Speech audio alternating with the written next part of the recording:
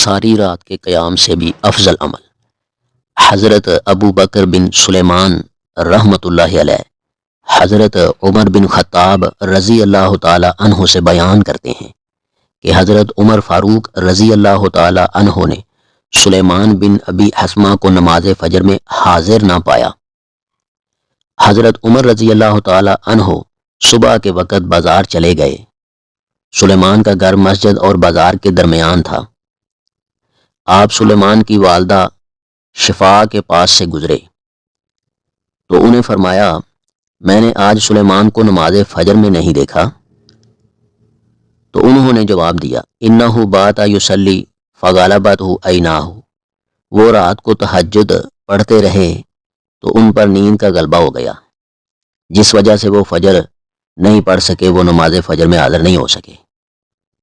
حضرت عمر رضی اللہ تعالی عنہ نے فرمایا، نماز فجر میں جماعت کے ساتھ حاضر ہونا میرے نزدیک ساری رات کے قیام سے زیادہ پسندیدہ عمل ہے۔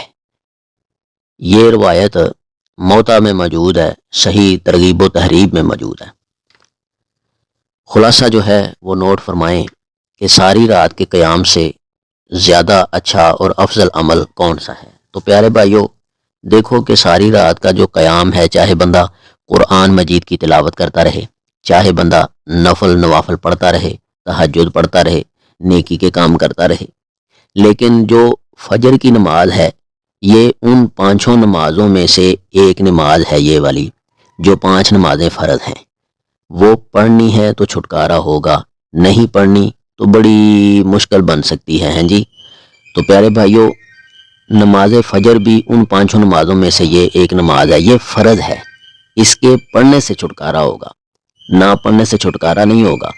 اس لیے جو رات کا قیام ہے وہ تو نفلی ہے، فرضی نہیں، وہ نہ بھی پڑھا جائے تو کوئی گناہ نہیں ہے، لیکن فجر کی نماز چھوٹ جائے تو یہ گناہ ہے۔ اس طریقے سے رات کا قیام کرو کہ صبح اٹھ کے فجر کی نماز پڑھی جائے، اس طریقے سے رات کا قیام اور نیکی کے کام جو نفلی ہیں ایسے نہ کرو کہ صبح فجر چھوٹ جائے، اس طرح کرو کہ صبح فجر بھی پڑھی جائے۔ تو فجر کی نماز جو ہے رات کے قیام سے زیادہ افضل ہے۔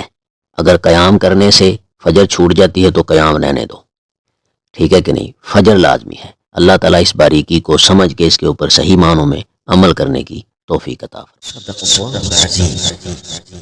اگر آپ کو اس ویڈیو سے دینی فائدہ ہوا ہے تو حق بنتا ہے کہ آپ اس اسلامی چینل کو لازمی سبسکرائب کر دیں، لائک کریں اور کمنٹ میں اپنے خیال کا اظہار کرنا مت بھولیں۔